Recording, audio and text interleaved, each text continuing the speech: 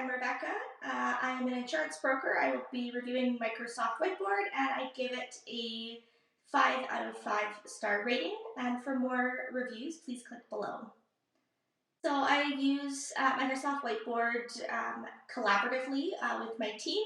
I also use it for my own personal note-taking in meetings and for any sort of projects that I'm doing because it is super customizable. You can add photos, you can add charts, color code everything, so it is great for organization. So I really like, again, how customizable it is. I really enjoyed being able to color code things, to represent different categories, add photos, scribble things down just with my stylus. I didn't have to type them out if I didn't want to. So there really isn't anything I found in Microsoft Whiteboard that I didn't like. If I had to find something to pick at, it would be that you do have to have an account to log in with, be it usually, I believe I used my Outlook account.